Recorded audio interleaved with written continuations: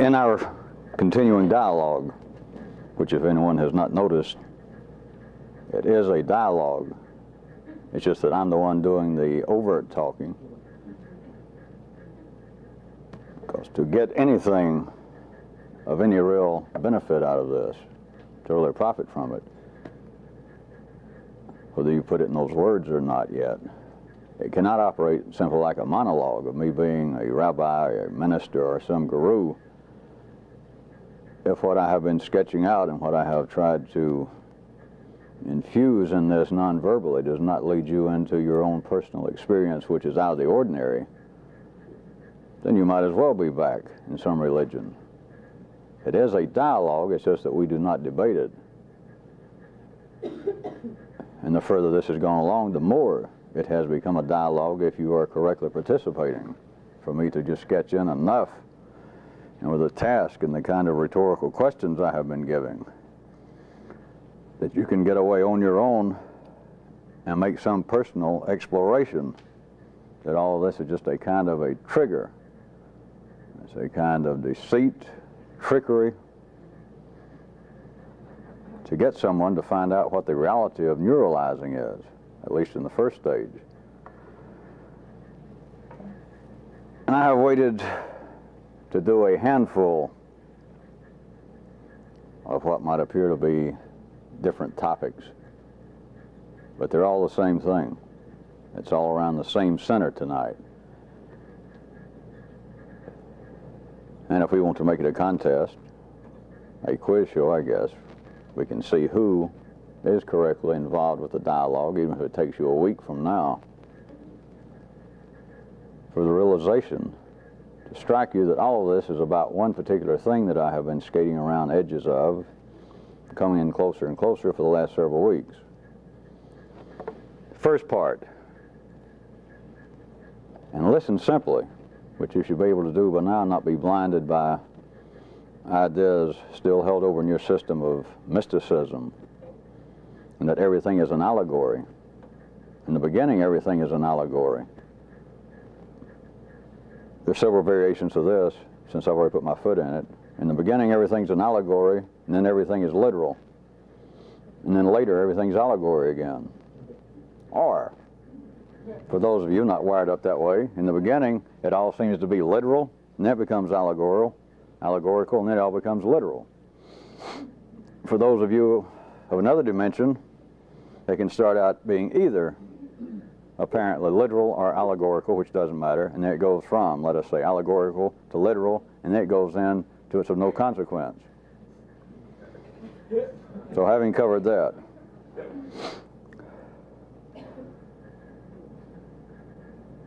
there is a very direct way in which you can see for yourself that is so simple that it's blinding, and you don't need Thomas Dolby or science. It's just a blinding flash for you to see that words are as physical food to the yellow circuit. It's not allegory. It is the primary yellow circuit food. It is secondarily food for the blue circuit. Continual daydreaming, and I'm including what's going on right now, the voices, and what goes on at night that people call dreaming. It is a necessity because it is a nutritional circulation of the blood. But instead of the kind of nutriments that medical science and biology would now point out is inherent in what they observe in the blood of feeding the liver and the other organs, the primary food of the yellow circuit is words. You make a serious mistake to overlook that, or to think, well, that's obvious, or to think, well, it's so obscure it must be allegory. The proof is right before humanity. It's just one of these things that what I'm talking about is a few days, a few weeks, a couple of years in front of what's going on. There have been observations made wherein they would have had what could be referred to as hard data to lead them to this conclusion. They have been led to other conclusions in the same way that heretofore the so-called field of psychology and psychiatry collects apparent hard data from talking to people who say that they're upset and that they don't feel good, in the talking therapy, when it seems to work, which oftentimes it seems to work, that people speak highly of it, it seems to be that what they have to talk about is the environment. And I point out to you that given the two choices of it being either the environment or heredity, it is always heredity. That heredity is the mother and father of all possible environments. They are now, that is psychiatry and psychology, that one aspect of life's body is now getting more and more around to treating what was heretofore referred to as emotional, psychological traumas as simply a biochemical imbalance of some kind. Why waste time talking to somebody and putting them on a couch unless they insist, unless they're old fogies, is whip some dope on them, and they've got enough experience now they can find something. They say, how do you feel now? And they say, the symptoms are gone. Next. The data is now beginning to prove something else. All right, the kinds of data they've had on neurological traumas, the kinds of things that have happened through various maladies, things that have happened when they were playing around doing lobotomies 30 and 40 years ago and cutting into people's brains. But just down to what appears to be accidental traumas to this. And their ideas now, some of the ideas about what being dead is, about whether it's actually brain dead, and if somebody's brain dead, give it up. We can't ever bring them back.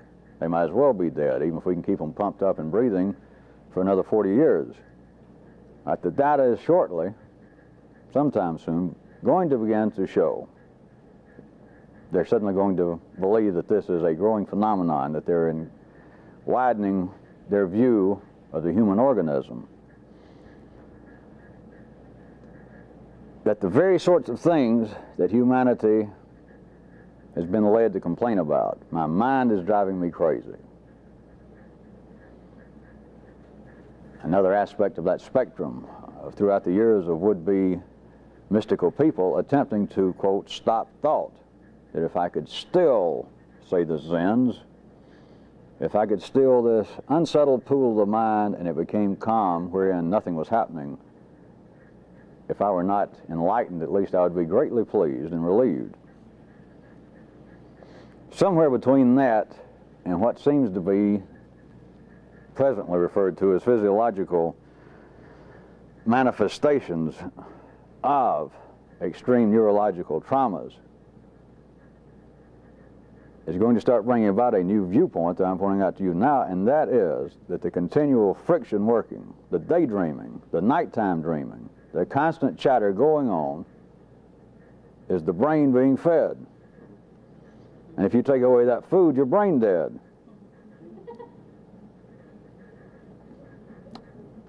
Now, for people involved with this, you, of course, have, we could say, another question. And that is, what are you feeding the yellow circuit? What are you allowing it to eat? Which is think. Does a person have enough understanding that the kinds of word food that you do allow to become nourishment, does it have a solid MV12 basis? That the various sorts of things that various forms of religions and would-be mystical systems have talked about for thousands and thousands of years, that it is important what someone thinks. That you cannot be a good Christian or a Jew or a Buddhist if you go around having non-Jew, non-Christian, non-Buddhist thoughts. That as a man thinketh, so he is.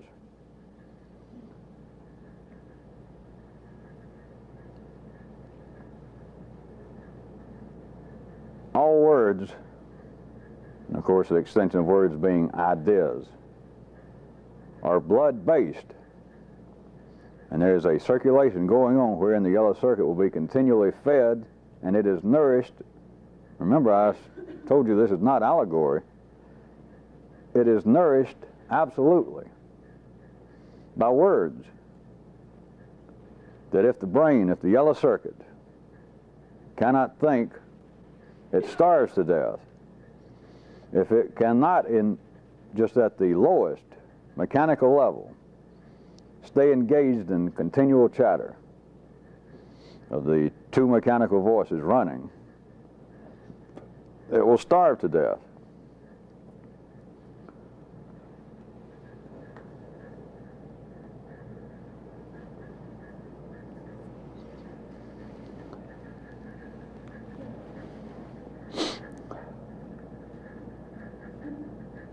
I could run on, I assume, for several hours and try and grab at least handfuls of you here and bang your head against this from various directions.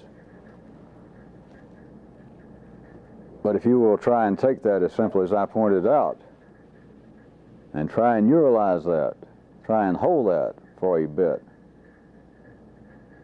that literally this thing that everybody else just laughingly refers to as their brain, which also extending the ordinary conception now, then that, of course, also in some way, by ordinary definitions, is one's personality. Because you shake this thing out of its ordinary functions and someone becomes non-personable. They become a zucchini or a potato. But if you try and consider and neuralize what I have pointed out, that words, even the most mechanical, I don't care if it's someone that you spend half of your waking hours repeating the first line of the second verse of some popular song, if that's the extent of your yellow circuit activity, it is serving a purpose because it is blood-based and it is carrying nutrition to the yellow circuit. It's got to have it. To see that in your own way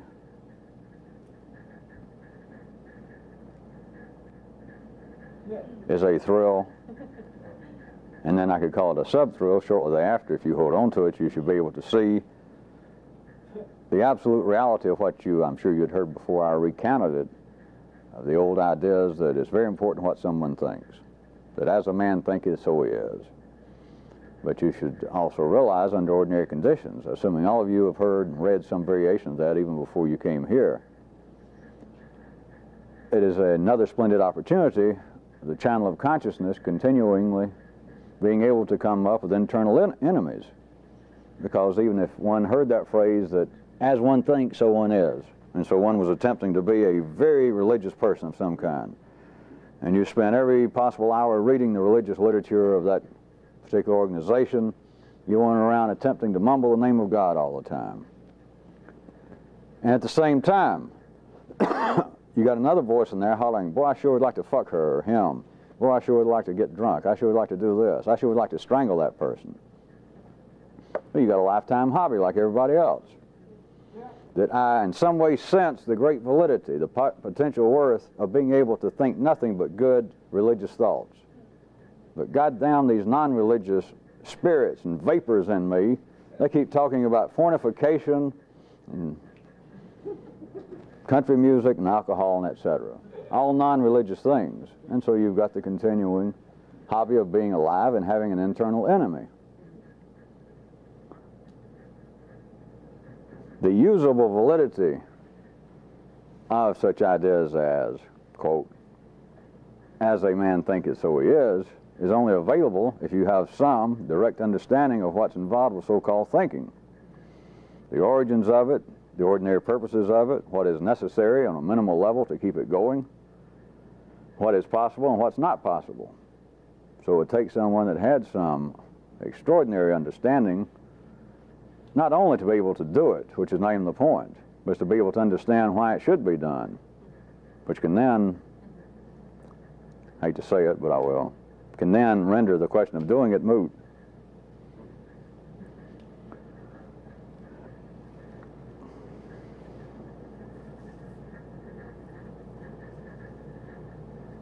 Part 1.5, 1 little b. How about the idea that everyone accepts that you can learn something? Sitting here listening to me, turning on a television junior college course in geography, that you can learn something from a book or from somebody. Someone can tell you something and you learn something. what is it that someone says da da da da da da da da da da da da da da da da? And the thing is, I never knew that. I never put it together that way. That is important. I would even like to write that down. I'm going to remember it. I learned something.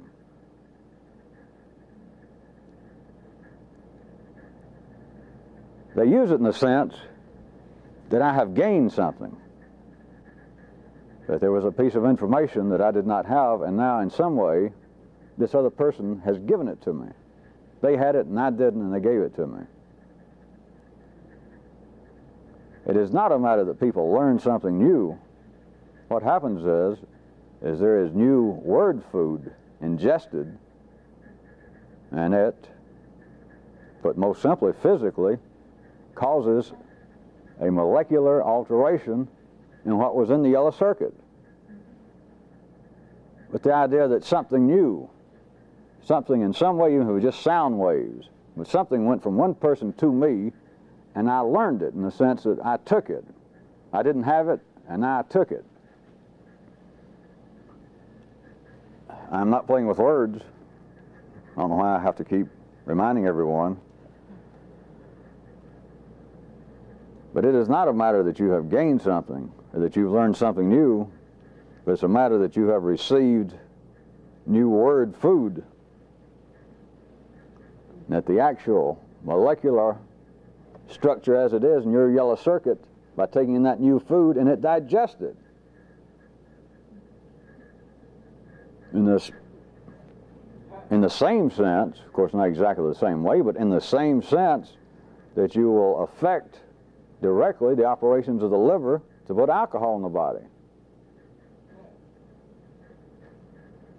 It's not a matter that the liver has now taken in something new. It is simply, it is now forced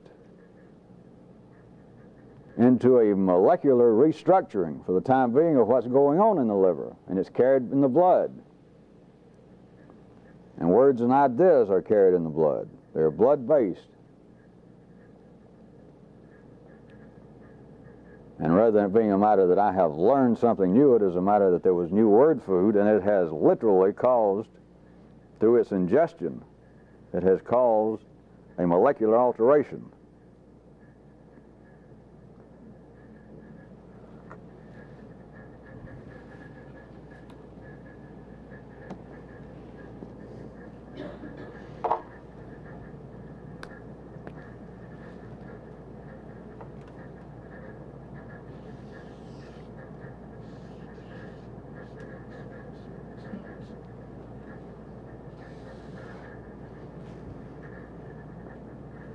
Try one more time. Some of you may think you already have it.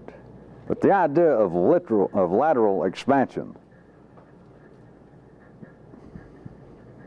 even though this is a two-dimensional, and if you try you think it's a three-dimensional, it's even more, representation, it would be as though using two-dimensional, of course, is all I can draw up here, that within your own yellow circuit, that is the extent in which you're operating. It's a variation of the channel of consciousness. But it is only within that realm of the yellow circuit that you can ingest and then digest words. Anything outside that would fall into several descriptions of it. It would fall into that of which you do not have sufficient knowledge to form an opinion or to hear it. It could fall into the realm of that in which you have no interest. There could be word food past you that would even be more extreme than those two possibilities. That the sound waves were there, and your blood just couldn't take it. That someone later could say, did you hear when that guy said so-and-so? You say, he didn't say that. He didn't mention anything like that. Yeah, he did. I heard him. No, I was listening. But you just simply did not hear it. And it's not some flaw down here in all the little cavities and the hairs and the little drum and cymbal down in here. It is a matter that you could not ingest it and then digest it. The lateral expansion, I point out, is a necessary kind of basis. And it's the same situation, as you should know by now, in all the circuits. That is, there has to be a certain kind of red circuit sanity to begin with, then there has to be a kind of blue circuit sanity, at least the potential for oncoming sanity and stability. But in the yellow circuit in particular, what we're talking about, what I'm talking about, is being able to move this to expand what apparently would be the limits, the boundaries of what one could think about. Of course, I didn't draw it all the way so that you could tell the difference in what the first two I'd drawn. But this is a very fair representation, so that there is not a large area wherein there is the room for non-interest. I'm talking about the kind of hostile non-interest. Like, I don't hear about that kind of shit. People who are interested in that are nuts. Because they're not. If people are interested in it, life's interested in it. It may be Pogita, it may be very small interest, and hence your interest in it may be very small. It might take you all of 2 seconds to be able to eat, digest, everything that is of current potential usage in some area that somebody mentions. Or somebody could show you an article in a magazine, you might glance at it, 1 or 2 sentences, and you know exactly what's going on, and you know it's just one of those magical abilities that if you can expand it. But it's wherein there is not this room for a continuing dialectical battle between I agree with this, I don't agree with that. That this is absolutely based upon the truth, and this over here, this group of people, this idea, is without any merit whatsoever, which that can't be. What it means is that you cannot digest that. It is a kind of word food which you cannot even ingest. It doesn't matter whether you can do anything with it, but you can't even take it in. It's just like it's thrown right back up.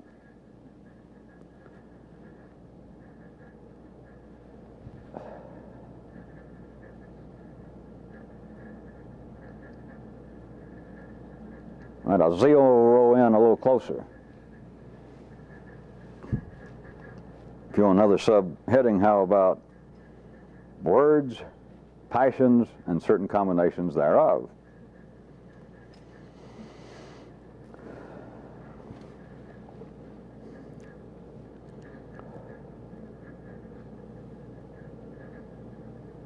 How about some of the examples that everyone knows and loves by now?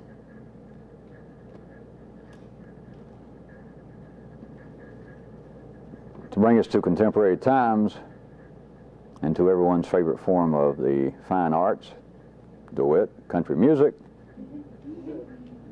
Throughout the years I've heard variations, and I heard one not too long ago, that the gist of the song, the punchline was, you don't have to fight to be a man.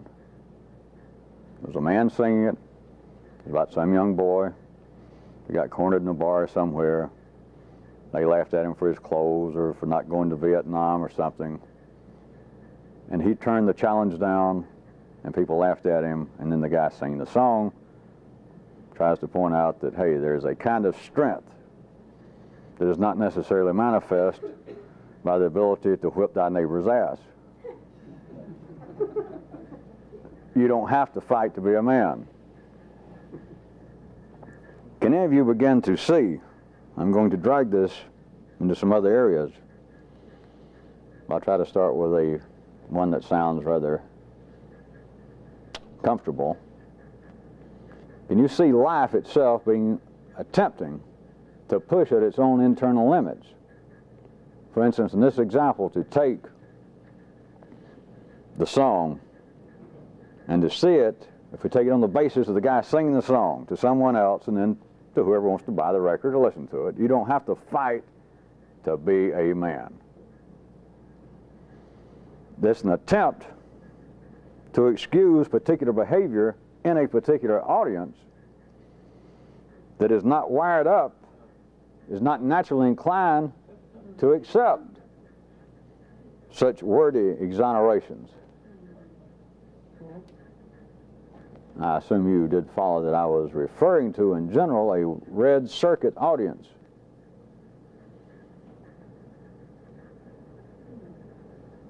And there is an example. Don't look for too many hidden corners I'll try it a little more simply.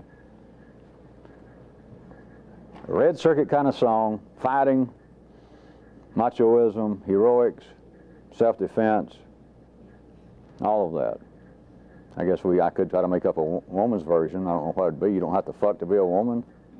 I don't even want to think about that now that I think about it. You women will just have to figure out your own version. But the kind of person that would write such a song, but now you should have some feeling for her. Don't worry about just a specific type. But it's somebody that is still toiling in the mines, the fields, the assembly line, that would be talked to by life to have such an idea, to write the song, to record such a song. You'd have to be a fellow traveler down in the mines. To tone the station and know they're going to play that kind of music, to buy the record, you've got to be fooling around with a miner's mentality.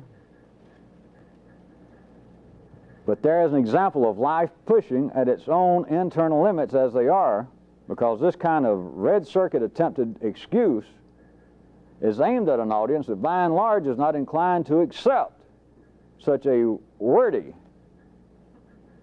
such a wimpy exoneration. And yet, I heard it. It was on a country station. Somebody played it. You're back to the kinds of questions that I keep trying to get you to participate in, of me saying, what gives?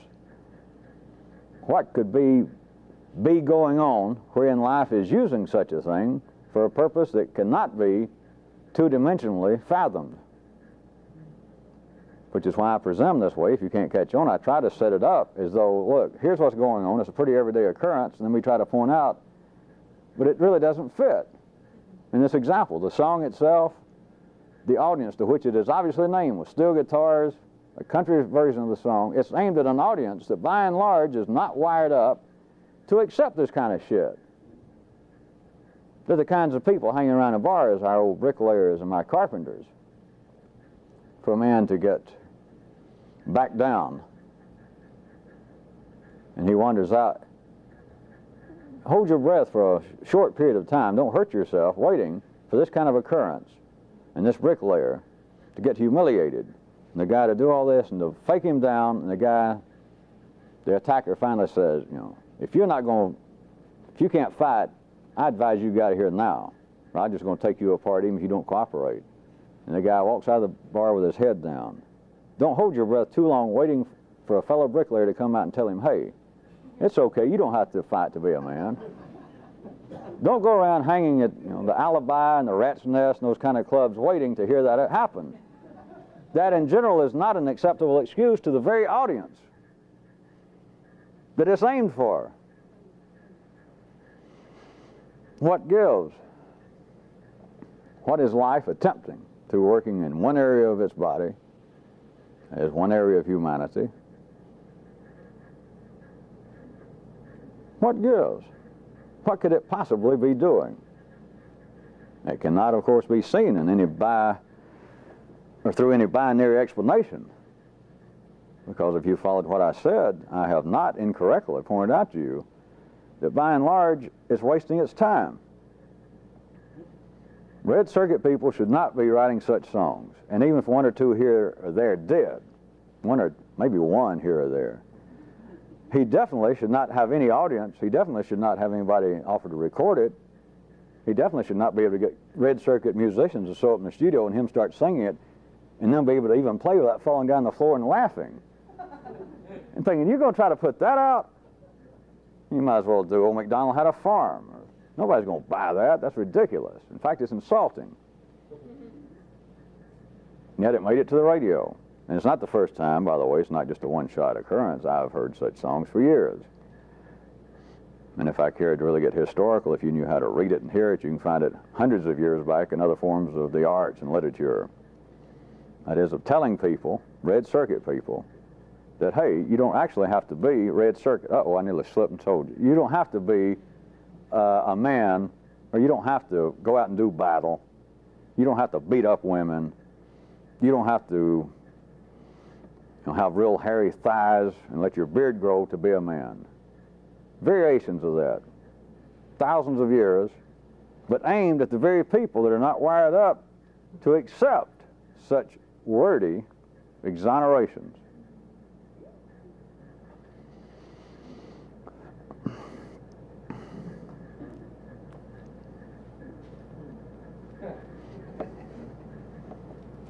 All right, the same thing but different.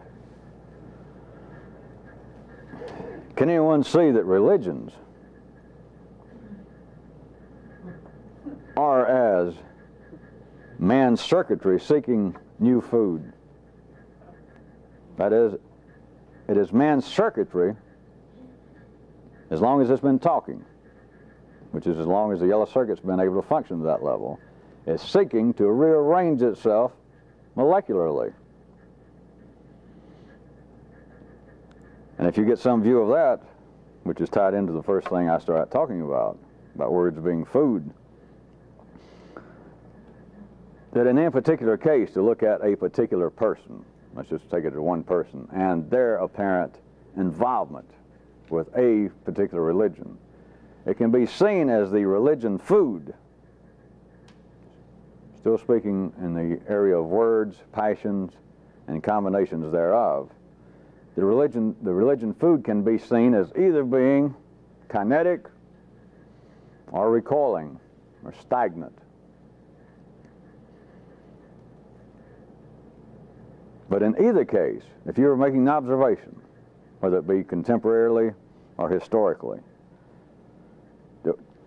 if you took that artificial division I just gave you, that little mapping, that you looked upon one man or even one group of people's involvement with a particular religion, and your sensation, your view of it right then was, well, the end result of their participation in this, the way they perceived it, the way they described it, the way they attempted to practice it, it would appear to be more D-tinged than C, or vice versa, regardless of how you thought you perceived that particular situation.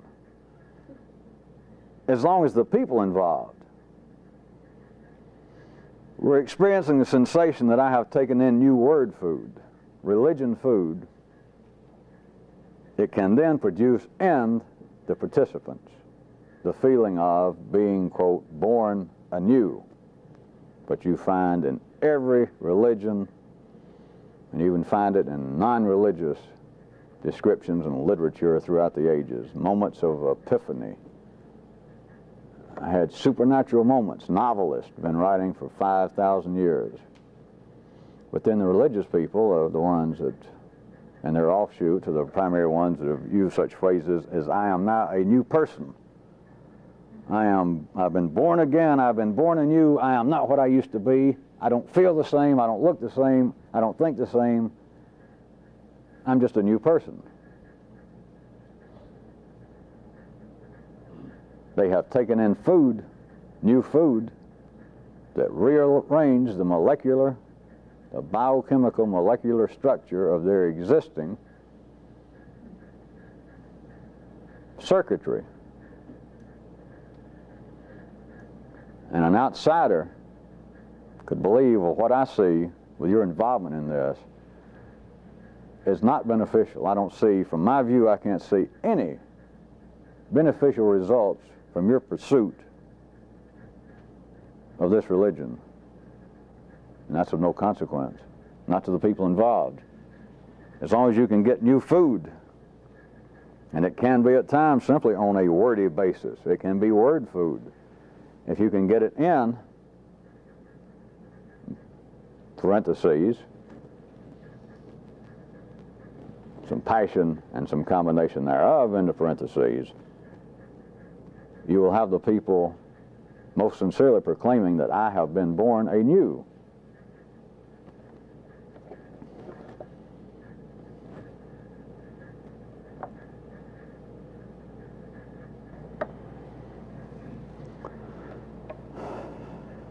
More words and our passion. Has anyone ever noticed that mankind seems driven to only take note of certain aspects? I'll start off with something by the routine, the weather. If anyone says it looks like we're going to have some weather, they do not mean it looks like it's going to be calm and peaceful. To say it looks like we're going to have some weather means I expect as though we're about to have conditions that are unsettling, disturbing, noisy, violent, and there is no particular note given to calm, peaceful, quiet weather. People do not in the street discuss it. People do not discuss what a beautiful day it is. If anybody even says that, it's no more than a variation of have a nice day. If you're going to get into any discussion whatsoever, it has to be, good grief, is it hot? The humidity is such that I feel like I may die. I've been having high blood pressure anyway. All right? Have you ever been through such a thunderstorm as last night? Were you here when it happened? That in a sense, I assume you can all hear what I'm saying, it's as though so-called nice weather, non-disruptive weather, almost is given no note. It almost has no name. All the weathermen can say is, well, it's going to be clear and hot. That's about all you can do. But when they start getting into the Gulf Stream is dropping further south than is normally the case this time of year, and there is violent, high-level thunderstorms moving into us, and they can go on for 4 or 5 minutes and fill it up about that. About high pressure sitting off the east coast and how it's going to hold this weather pattern once it hits our area. All right. Can anyone find any parallel between that and apparent discussions and notations made about men's emotional life? All right, if someone speaks about someone else being emotional, or speaks to someone about being emotional, and say, don't be so emotional. Or if they're speaking to someone else and say, boy, isn't she emotional. You all know that they're not saying don't be so emotional. You're not saying don't be so calm, cool, and apparently at ease. Or you don't refer to someone else when gossiping about them. You don't say, boy, is she emotional. You don't say it on the basis of, boy, have you ever noticed that she never seems to be upset, and she just seems to be always at ease and peaceful? And of course not. To say don't be so emotional means do not be so violent, do not be so disruptive, don't be engaged in that which seems to be so unprofitable.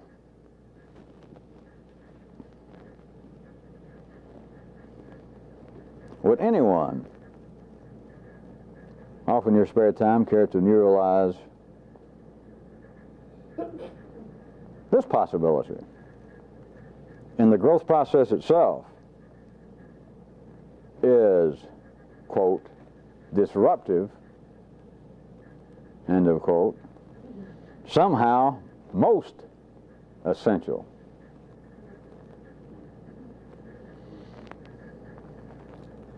Why is the disruptive aspects all the way from weather into that which is of some real importance to us right now, that is, man's apparent emotional life? Why is it only the aspects that I mean in many forms behind my word disruptive? Why is that the only one that seems worthy of any note? That there are even particular terms for,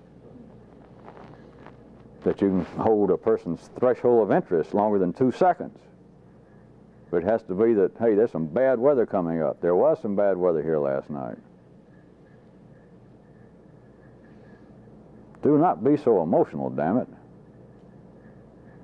I wish I wasn't so emotional. Everyone knows what that means. But why is that the only one that's given any particular note?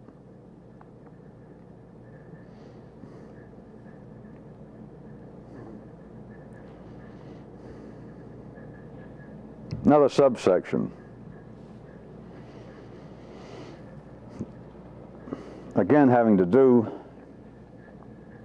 with life's need for 3 extreme vectors, 3 forces, to produce a certain kind of real action. Verbally, of course, speaking about 2 is about as far as really worthwhile to go. But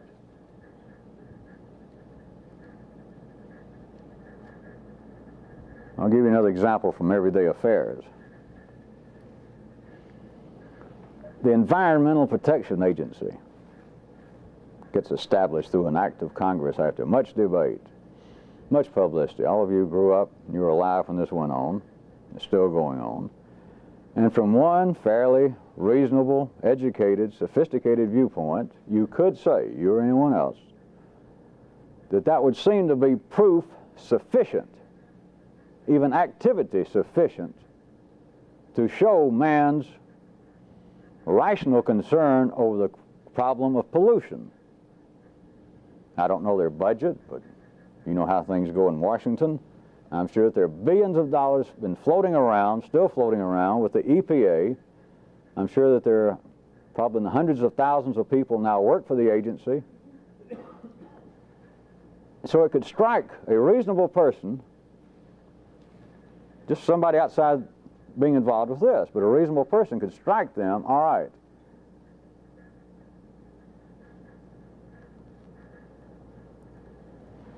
to fund such an agency in the millions or billions of dollars, to have hundreds of thousands of people working full-time for that agency, covering the country, covering all aspects, from pollution of groundwater to the air to all sorts of things. It would seem to be proof and activity sufficient. But note, I assume you also know, that there are citizens groups that seem almost to be actively opposed. But I'm talking about citizen groups whose aim is apparently the same thing as the EPA. That if they're going to have an interview on television, on one of the good newsworthy programs, and they invite the assistant director of the EPA, of course they only invite him when something has happened that's newsworthy, some little conflict, some question, then they will invite the assistant director of the Sierra Club, or Citizens Against Pollution. And they will introduce them both and give some of the background. They'll ask the assistant director of the organization Citizens Against Pollution, and he will state the direct, simple aims of that group. And it sounds exactly like the charter for the EPA. And yet, Life knows what it does. It has the talent coordinators of these programs invite those two people because he knows they're going to argue. And yet they apparently have the same aim in mind.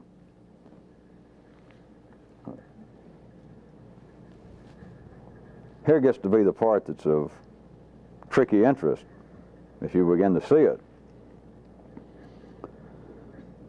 That if it was a matter of less importance, now that's Life's decision. I could make up, or I can think of an example, that they decide that the continuing allowance of certain chemicals to be put into a certain river is going to potentially kill off a certain little snail. As much as I love snails, it may be, there have been instances, and they're going on continually, that life itself, you know, entities on this planet do not become extinct through some accident. They do not become extinct because humanity eradicated them. They got used up.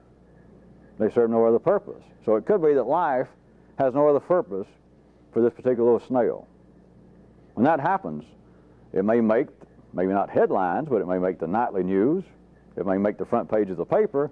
A new agency or a sub-agency has been set up to look after, along with a Senate overseeing committee, to oversee the protection of this little snail. The day after it's mentioned, constructively, that organization, that agency, that committee may become absolutely invisible. They may still be meeting somewhere, they may still have a budget, but for all intents and purposes, they just become invisible and forgotten. In which case, there is never an organization outside the government, that is, some citizens' organization, does not get into some kind of roughshod dance arguing with this little committee, this little agency, about why it's not doing the job of protecting the snail sufficiently. The greater, the more pressing, this is life's decision, but you can see it. It's just right before you. But the more immediate and the more pressing the problem is, the more heat. You may read passion, or you may read heat. The more heat must be generated. And hence you have what appears to be two conflicting camps. The example I give, the EPA, and then these various organizations. There are more than one, but Citizens Against Pollution. And verbally, they apparently have exactly the same aim, as to protect our environment from humanity's rampage and errors.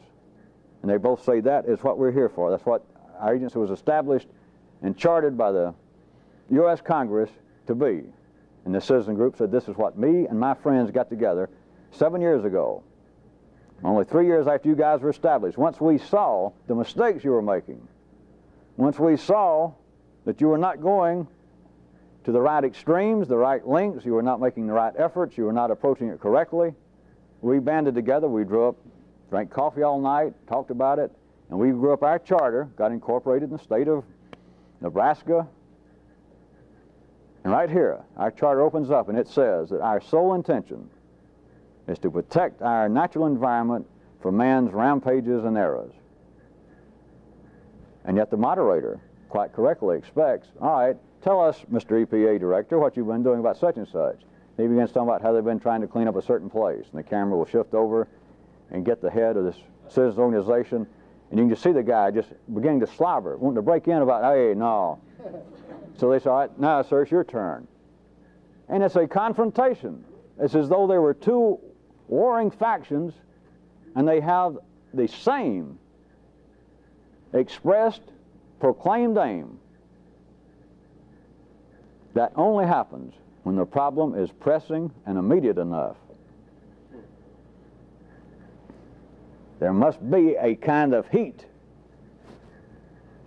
that life requires to handle a problem once it gets pressing enough, great enough, immediate enough. And if it's not, you may hear, you may read, committee's been set up to do so-and-so. After that, you might as well have taken a rock and thrown it down an 80-foot well. It's just gone. They may still be spending money. They may still be talking to one another. They may still be issuing reports that no one reads. But there is apparently no warring factions involved with this. And if you did hear about it, if you did call up your senator or congressman and say, whatever happened to that committee was going to say about preserving that little snail in that such and such river? He may say, I'll get back to you. He may check and say, you'll be glad to know they're still meeting once a month. They have 2 men who spend every other week out there on site. They're doing testing. As far as they can count, the snail population is building back up. They've cut the pollutants that seemed to have the detrimental effect on the snail. They have cut them measurably. They expect to have it down to almost a 99% free condition of those negative elements within 6 months. You think, well, how great? And he says, if there's anything else I can do, be sure and call my office. And you read it and you think, how great? And you lay it down, he lays it down on his phone, and that's the end of it. It was not from life, and it gets manifested in humanity, of course. It was not an immediate, it was not a great, and it was not a pressing problem. And it generated, thusly, almost no heat, almost no passion. They did not get, he did not, the head of that little agency or committee did not get invited to meet with Ted Koppel or to appear on some news debate show, because they do not. It's not the way life works, because there is no heat there. There's no passion, and it gets reflected into such areas as the news media. To bring on a man, and they say, all right, the news guy says, this committee, I remember I read about it. You received $2 million a year, had a lifespan of 8 years, and it's been 3 years since that committee to protect that snail was put in position. All right, Mr. So-and-so, you're the director of that organization. You tell us what's happened to taxpayers' money. The guy says, I'll be delighted to. and he tells you that they have brought back the snail, they've stopped the pollution, or almost stopped it, they're going to have completely stopped in 6 months. There are more snails now, they're just everywhere. They're almost a problem. That is not newsworthy. That is not interesting. It produces no heat. It's not even showbiz. If, accidentally, it does happen in life is big enough to handle it, that somebody like that does end up on a show, not a big-time network show, but little old, these local radio and TV shows, they continually end up with people that, in their opinion, just after a few minutes, an interviewer with any experience wants to turn to his director and say, we got a bomb here. We got a stiff, instead of an hour, I'm going to run him 15 minutes, and you tell him that we got some newsworthy thing coming up from another part of the world, and they're going to have to take a walk. He just understands, of course he would, an ordinary person would be driven to say, well, the man has no personality, he doesn't know his subject, he's just a stiff. There's no heat, there's no interest. People are not calling in wanting to talk to him. Ask him one question, and by the time he answered the first question, I was almost asleep. And I can't think of one other question to ask that guy. I asked him, what is it you're doing about the snail? And he told me, and it sounded to be literate, and he got through and told me that, and that everything was fine. What the hell did I ask him then? You know, how's your mama? You know, what do you do for a hobby?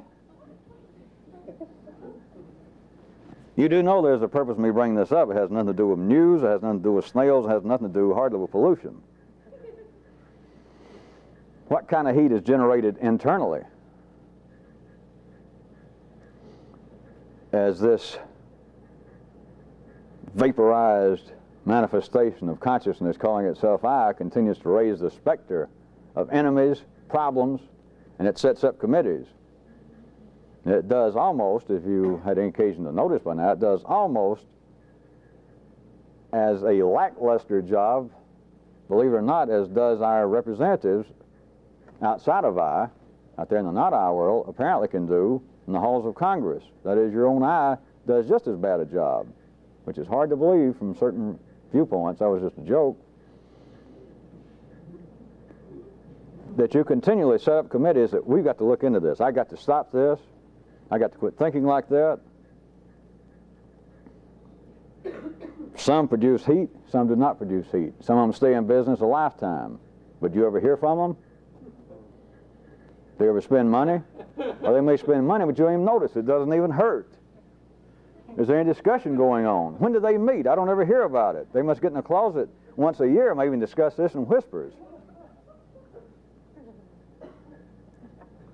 Unless something is pressing, unless something is immediate, unless, from last viewpoint, or now in your case, from your own, just the mechanical level now, to keep your systems and subsystems structured, upright, and operating, unless the problem apparently confronting them, and it's always apparently tied to out there, unless it is pressing, immediate, and large enough, there won't be any heat generated. There will be no showbiz taking place. But if it is, just mechanically now, which is the very basis of looking at everything, it's the first basis. If it is immediate, if it is pressing enough just mechanically upon your own structure, then as soon as apparently somebody's been set up to study this problem, which is just a variation of an enemy, a problem. If it is pressing, if it is large, if it is immediate, what have you got? You immediately got your own citizen committee of, wait a minute, I don't drink that much. How the hell did I get all carried away? I got this committee, they've been reading, they told me, you got to cut down on drinking. I mean, I tried a few days and big deal. Now I just read an article that said drinking in moderation can extend one's life. It might even be good for the heart and the blood pressure. It's like now a citizens group saying, what's the EPA been doing? The original idea was, I'm going to do that which will benefit me. I'm going to set up a committee to look into this problem, to do something, take some action about it. If it is really a problem, let's assume that then since I just mentioned, would be comparable to a governmental agency, the EPA, that the official powers that be say, all right, we're going to take care of this problem. Something's got to be done. Very shortly thereafter, there's like an independent, another committee that arises and says, I have the same aim. What we want is a better life. We want to be happy. but you're going overboard. You're not doing it the right way.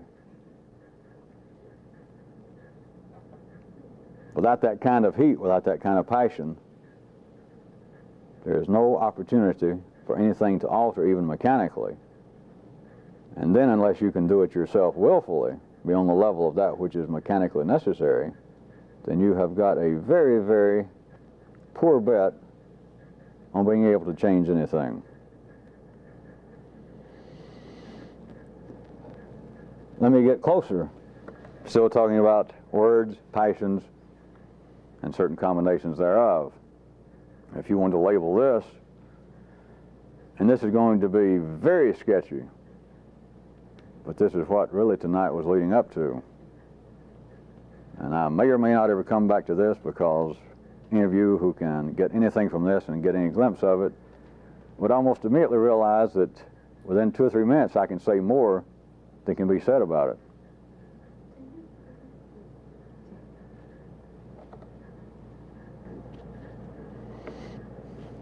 You could label this the ever-shifting modes / charges.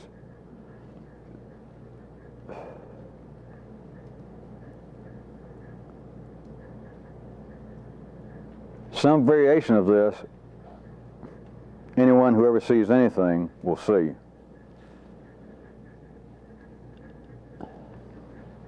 But it won't take me, if you can listen, if you can hear anything, it won't take me over about 20 seconds, 30 seconds to get to the point that words begin to trip on the bottoms of their own feet.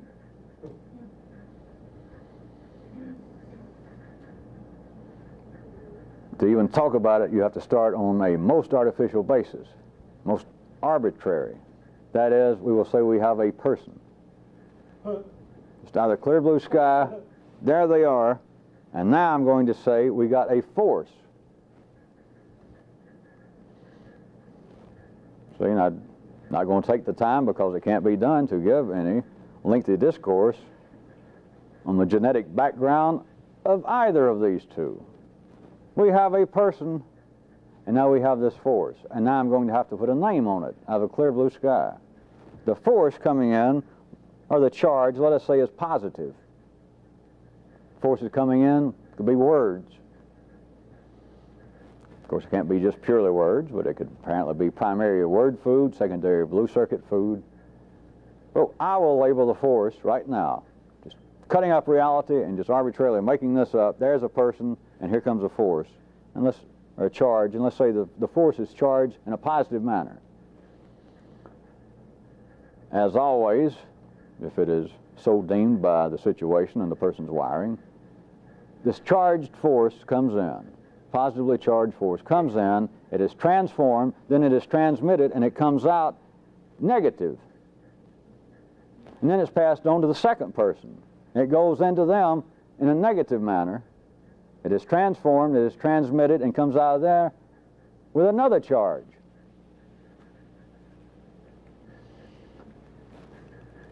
This is taking into account, not at all, if you notice verbally, that the person that I arbitrarily made up, and when I started and said we got a person here, even before I talked about this force that I named with an apparent positive charge, the person had some kind of charge. So I took longer than 30 seconds for it to begin to stumble, if you were listening good. Sue me, it took a minute and a half.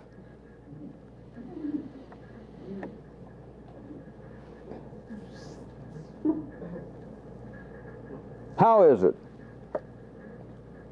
that seemingly impassionate singers can deliver an emotional song? How is it that just, without a doubt, hostile people can make other people laugh? How is it that cops become crooks? How is it that the unbalanced become psychiatrists? How is it that those that apparently, we're talking about mechanically now, of course, those that feel themselves to be the most unworthy become spokesmen for the gods?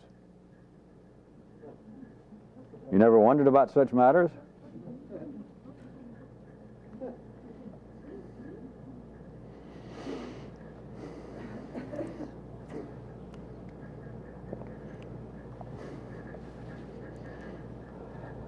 All the things I just mentioned are those kind of questions about how is it that a person apparently without passion, at least for what they're doing, especially a particular song, can sing it and apparently get there on the stage and make people out there apparently emotionally react to it. Or, which is very, very common, it's almost the rule if you don't know it, if you had to judge, just take it out of the realm of everyday funny people, professional comedians. Off stage, if there was one descriptive term for professional comedians, it's hostile. I mean, pains in the ass. So how is it, and they don't have to be professional, you should know people around your job or somewhere in your life, a guy that could apparently just continually make people laugh. But in a very real sense, he wasn't funny. He's just a smart ass, very hostile. And yet he could say things that make other people apparently laugh and enjoy being around him. Or how is it that the world is full of, and has always been full of, people apparently speaking for the gods. People that say the gods have called me to do this. I have the most important message going right now. But if you could get any sight of those people, you don't really have to be around them, I'm just telling you. Again, I can just give it to you as an almost rule. If you knew anything about them, if you could see the kind of people that life draws into that, they feel themselves to be just almost scum. And yet, how is it the gods pick them? I don't have time to worry about that. There are people who go into psychiatry. If they could tell the truth, many of them, and put it in words, you say, what got you into psychiatry? Well, most of my teenage years, I thought I was going crazy. And I thought, well, hey, that'd be a good area for me to go into. You can hear those in police work. Not unusual at all. Say, it's just a miracle I'm here. Half my friends where I grew up, half of them are now in jail. I'm surprised I'm not there. How is it the gods pick them? I don't have time to worry about that. There are people who go into psychiatry. If they could tell the truth, many of them, and put it in words, you say, what got you into psychiatry? Well, most of my teenage years, I thought I was going crazy. And I thought, well, hey, that'd be a good area for me to go into. You can hear those in police work. Not unusual at all. Say, it's just a miracle I'm here. Half my friends where I grew up, half of them are now in jail. I'm surprised I'm not there. They became crooks, I became a cop. Who can explain it?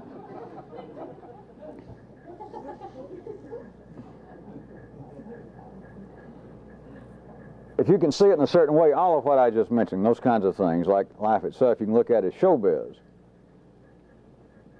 But the sorts of things that I was asking you the question of how is it that an apparently impassionate singer can apparently convey an emotional song and apparently get the listeners involved emotionally?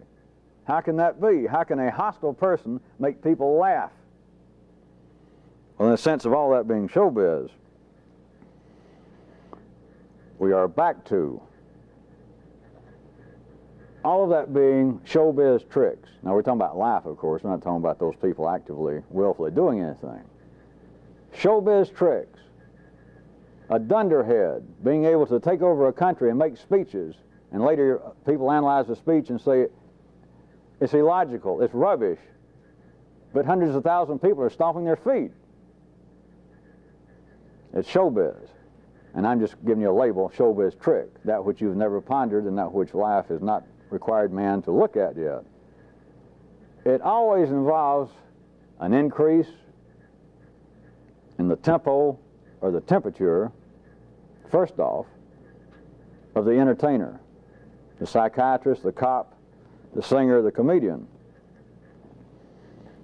And then in the interplay, wherein something apparently happened, that a hostile person is funny, makes other people react in a not hostile way, in a way that they feel good.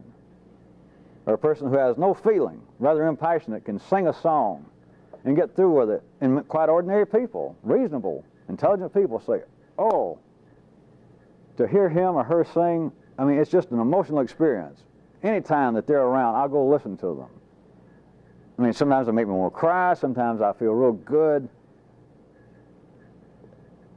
And you could meet the person, and the person is irrelevant, and the person It's just a job. I don't pay attention. I don't even like music. It's meaningless to me. I know I put on a good show. How can that be? It has always involved an increase in the tempo or the temperature. And that is the basis of all mechanical tricks. That is the show business tricks. That is the basis of all the great dictators, all the great singers, all the comedians, all the great soothsayers, and the soothsayees.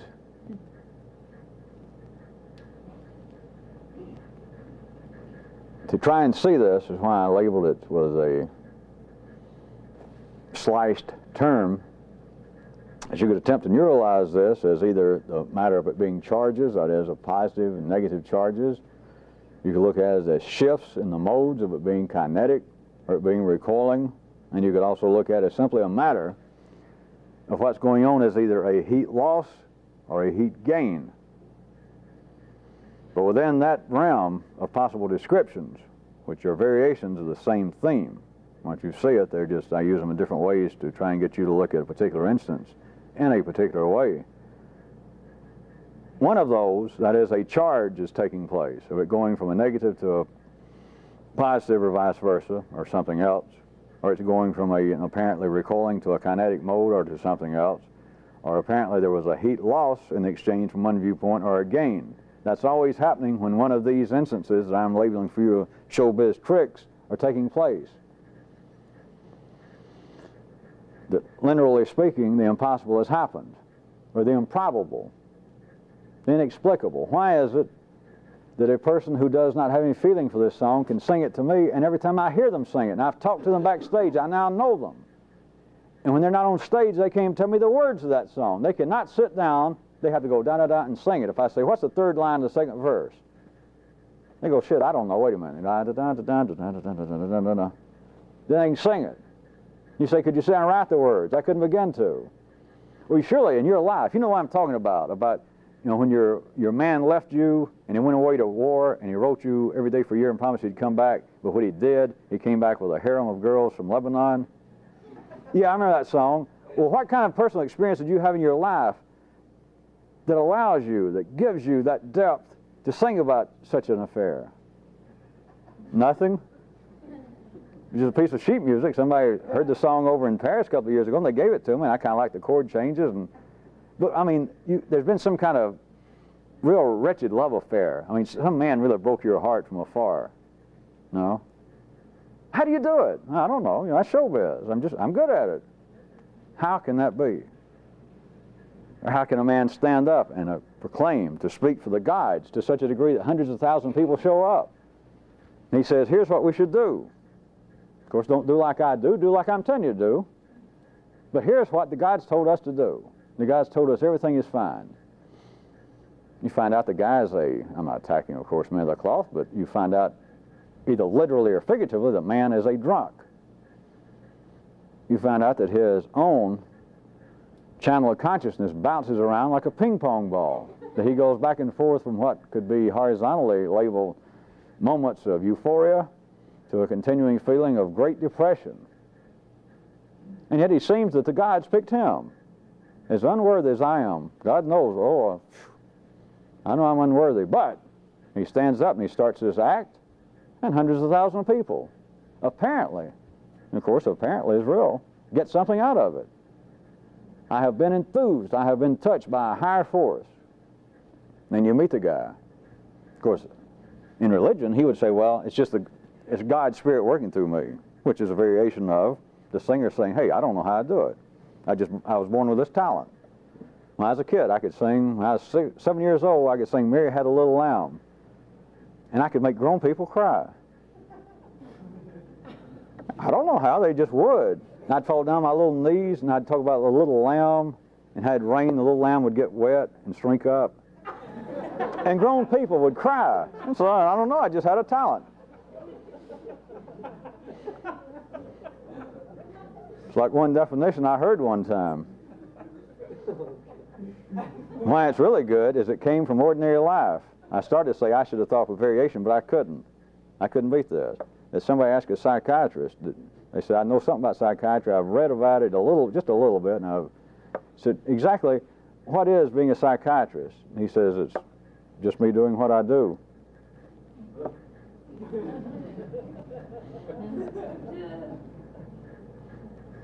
Maybe I should have made it up. It'd have been better.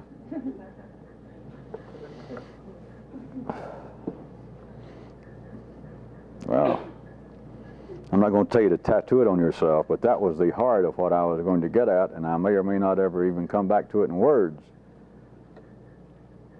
But that is right at the heart. I'm telling you there are other ways. I'm telling you that is right at the heart of what would contemporarily make sense and could push you to somewhere else, is to start trying to neuralize the fact that everything is going on. If you want to look at it as being a charge, people talking, people apparently making physical moves at each other, people apparently trying to convey some passion, you can look at what apparently is the transfer going on as having a charge. You can think of it and try to look at it as being in a certain mode. Or you can look at it as being apparently something that's going to increase the heat of the person that I'm isolating and seeing starting this, or it's going to decrease it. But then the other person is going to, the immediate person. Of course, we're ignoring, that's why I say that it begins to step over itself. You're ignoring how it's connected to everything else. We're ignoring how did this force suddenly, that I said, all right, here it comes and it's positive. That's to ignore its whole lineage. And to say, all right, the person is staying here and they're in a recoiling mode when this positive charge hits. Well, how'd they get in recoiling mode? Not the environment, but you're ignoring the genetic history of all of life. But everything that apparently makes no sense. How is it I can talk to somebody and try and tell them something simpler for their own good, and they get mad enough to punch me out? And I'm telling you, I had no intention of offending them. How is it that you can be nice to some people, and they will just treat you like a dog? A little stranger to see to most people. How is it that there are certain people that the worse you treat them, the better they like it? How is there certain people I can make a racial or a religious joke at somebody and they'll laugh about it? I don't understand that. If I was them, I'd punch me in the nose, and it made them laugh. Human nature is simply unexplainable, right? Wrong. It's unexplainable in words, but there is a continuing transformation and then a transmission. Sigma in all forms, whether it apparently is yellow, blue, or red circuit based, when it goes into you, if you are wired up, if the situation is such that life demands that something happen, it does not come out of you unaltered. It's impossible. You could willfully do it if you knew how, if there was any purpose. But whatever comes to you, if you thought, here comes the world's most encouraging word. I've heard about this person, he told me what he's going to say to me, and I just know this is going to be the most encouraging, positive thing I've ever heard in my life. It's the one time in my life that I know I'll hear something worthwhile. I know all about this person, there won't be any negativity involved. Whip it on me. And the person will say it. You know where I'm going, don't you? None of this can be proven verbally. It's not even true two-dimensionally. It will not come into you in some pristine fashion, or any fashion, in fashion X, sigma fashion. It comes in, and you transfer it, which is required if you are wired up in a situation such that it actually has some meaning for you. You're going to transfer it through hook or crook, word or deed. And it's going to come out of you if it could be measured. It will come out of you not in the fashion that it went in.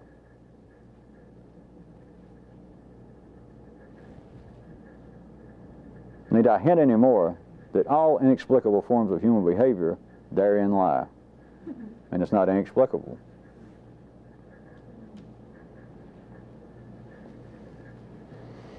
Well, I put it in words for you anyway. Somewhat along those lines, I'll give you another real weapon.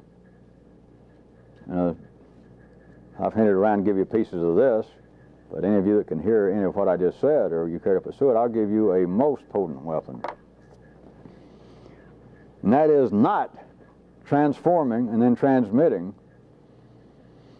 word food.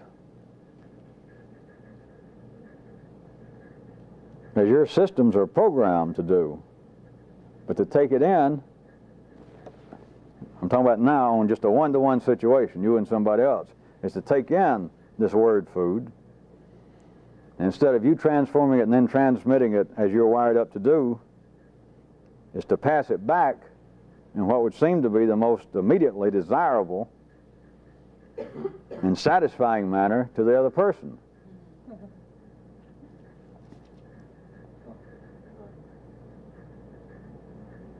That's the beauty of dangerous tricks, because they're simple, and nobody but somebody who is very simplistically complex would ever fool with them.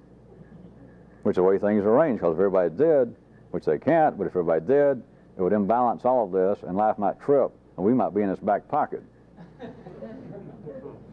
We might be in a bottle of gin that it falls on just before it breaks its hip.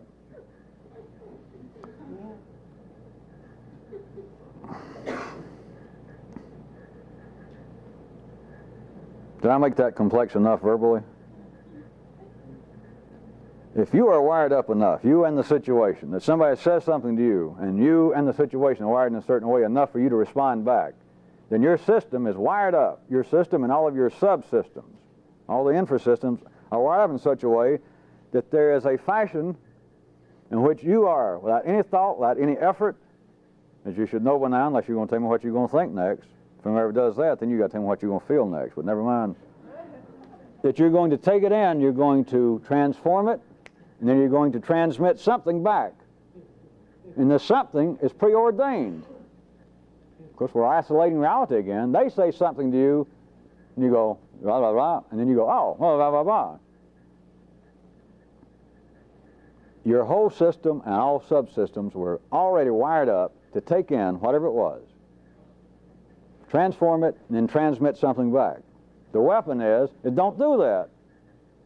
I don't care what it is, unless it's going to cause you to wreck your car or lose your job, of course. Is don't do that. Just ignore it. And it's very simple to do. Any of you can do that. If any of you say you can't, go ahead and go somewhere else starting next week. Whatever comes in, you can ignore the ordinary transforming and transmitting processes already wired up in you, but try and send them back, which takes that kind of effort, takes that kind of understanding, which is extraordinary, I grant you, but to send them back that which seems, looking at it from their viewpoint, you can feel it. Send them back energy that would seem to be most immediately digestible to them and satisfying. If that was the extent of your social life, God, would you have fun? God, would you know a bunch of stuff? God, could you see a bunch of stuff?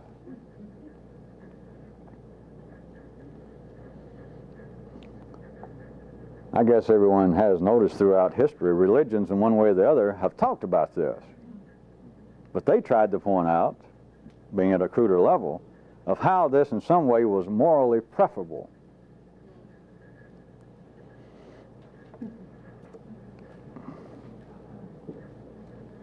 Well, how it was more morally correct.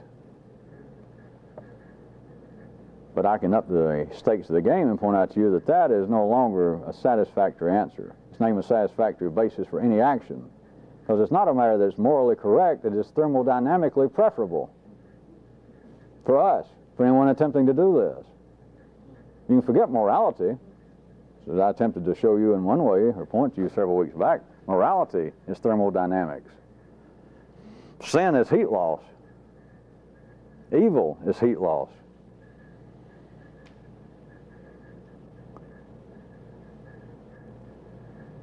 You do understand, besides the way in which I rather obtusely worded some of the secret weapon, it is a matter of not arguing,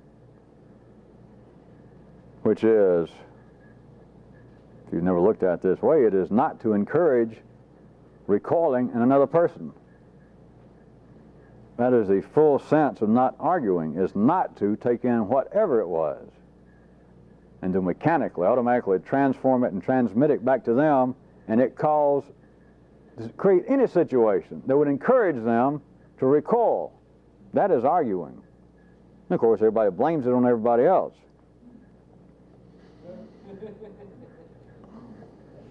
What you're attempting to do, to give you a verbal description of it a little further, is you're attempting, which is, I say attempting.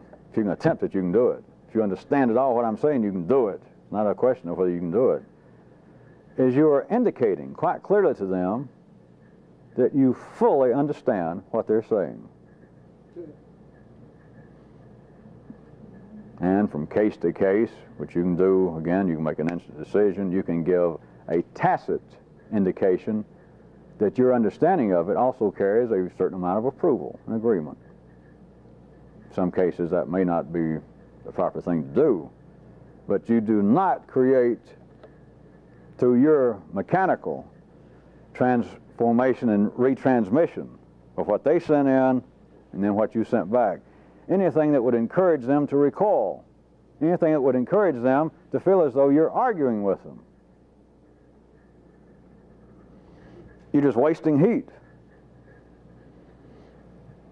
You're wasting heat, you're wasting the possibility of intensifying the tempo of your own consciousness.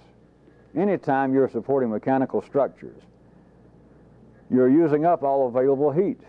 You cannot open up the channel of consciousness as long as you continue to entertain this sensation of I that brings up the specter of enemies and problems that we must attack, we must have a committee, we must do something about it. All the energy is involved with staving off these imaginary attacks, imaginary from our viewpoint, once you see it. The correction of others, the thing, I cannot let this go past. I mean, the person, I heard what they said. It wasn't just the words, there was a certain amount of snideness in this. I'm not stupid. Just because I was born in Arkansas, I know when somebody from New York is trying to have at me. I'm going to let them know that I know.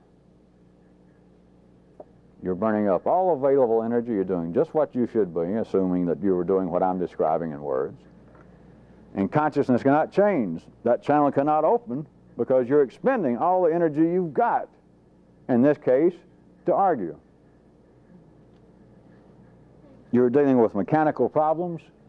You're dealing with it in the only way you can, and you're expending every possible ounce of energy you've got that time. You cannot increase the temperature nor the tempo of consciousness. But it is a potent weapon just to refuse to do it. That no matter what comes in, what's going out is what seems to be immediately satisfying to that person.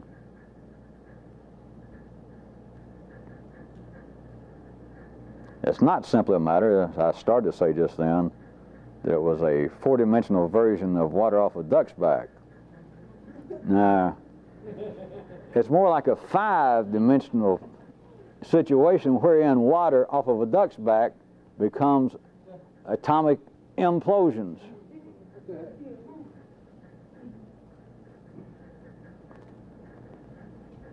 Anytime that you are returning what seems to be some kind of energy, and I started this off talking about word food, word energy, and what you're doing yourself is a recoil against what they said, and now you're trying to make them recall. That is, you're trying to argue. You're resisting what they said. You are an idiot. You're a fool. Every description that every form of mysticism and religion has ever used, you're it. I mean, from every religion, take all their descriptions, all their names, and roll it in a ball, and get it like this, and throw it up in the air, and bounce it off the wall, and it's going to have your name on it. You're it.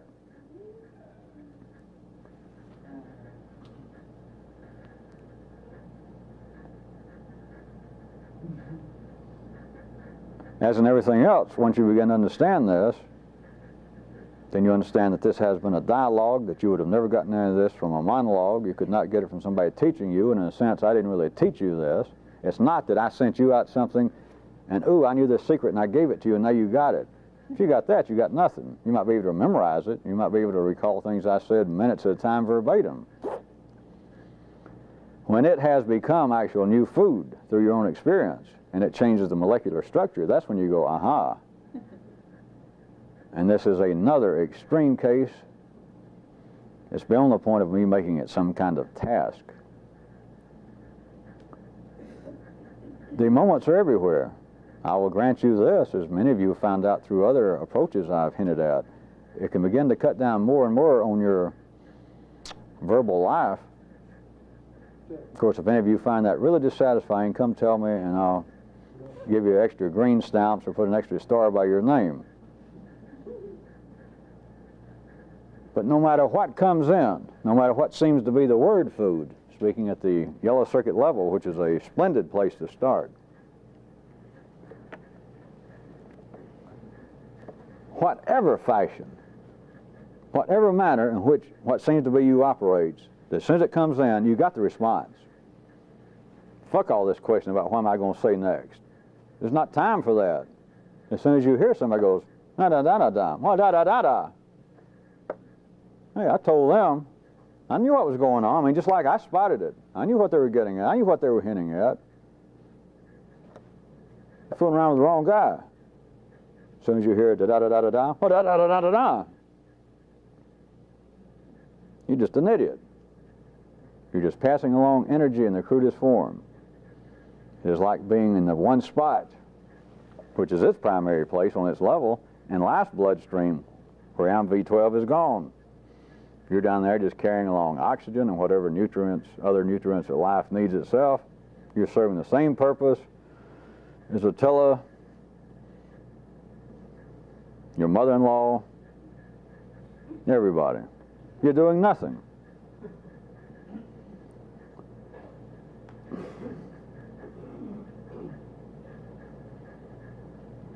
I do have a kind of neuralizing task.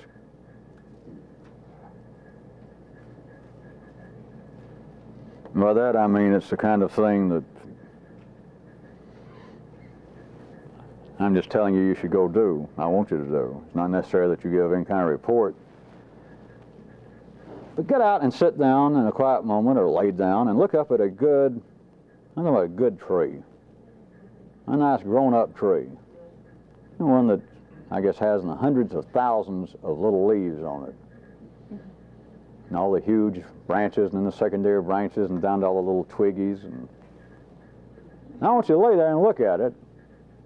If you want to slip up on this, I guess you could start trying to count the leaves. Maybe count off one bunch of them and then try to multiply, try to figure what percentage of the tree. But lay there a while and just look at it. And then I want you to neuralize this.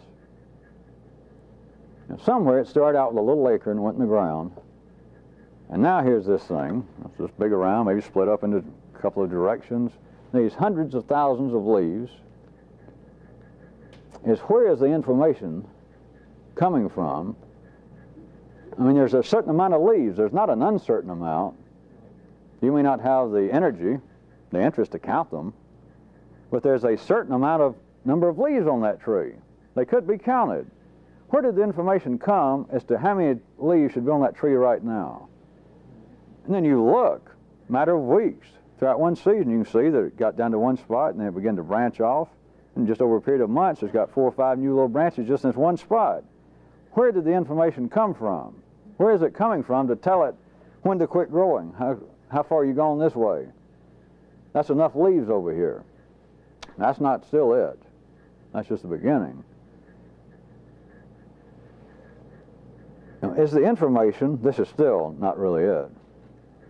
But if you, of course, know how to neuralize it all or try to get close to this kind of nonverbal thing, is it right down at the end of each little branch, each big branch that tells, all right, the branch tells itself maybe, well, I'll grow another couple of inches, but I'm going to go over in this direction. And I'll grow a month or so, and then I believe I'll go kind of up here, and over here I think I'll do what, 37 leaves over here, and then over this one I'll do about 12, and maybe I'm going further, and I'll stop. Is the information somewhere down there at the end of those little branches? Is it down in the trunk of the tree?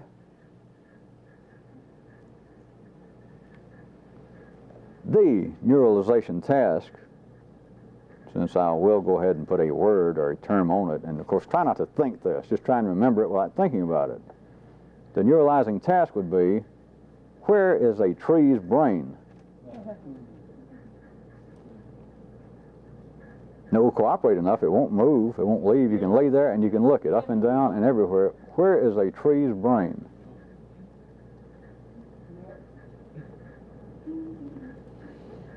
course, I don't want anyone to start fumbling around any area, just ignore it of anything about primal flow or any of that. You rolling? Tell me when it's rolling. It's rolling. You people are supposed to tell me every time I punch it immediately. This one didn't go on tape last week that I wanted to get on. Question: does it mean anything in particular if a note or question is given to you and not heard from again? Yes. Regarding the kind of rhetorical question I presented last week about people getting angry and how it seems to be a way to enthuse oneself, and then why civilizations, religions, philosophies all condemn anger. Someone wrote me this tonight on concerning the thermodynamics of anger. Could it be that anger is an internally complete heat exchange, a heat gain to the lower circuitry at the direct expense of a colossal heat loss in the higher circuits? Even if it's not true, it still explains a lot.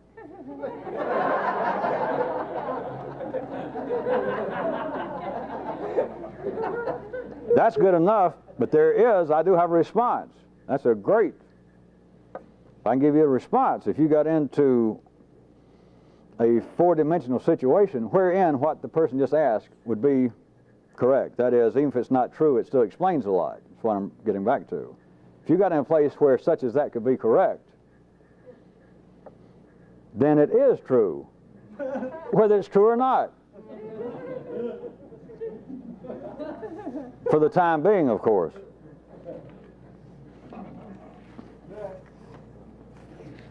You got a minute left? I'll leave you. How about this? Is it possible for anyone to truly be taught anything or to be led without it being based on fear? All the way from a student, no matter the degree apparently of his interest, a student without the fear of failing, a coward without the fear of being shot.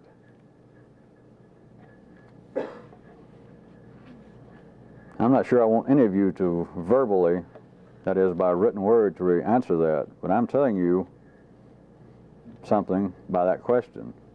Can any of you really be sure that it's possible to teach or to lead anybody anywhere without it being based upon fear?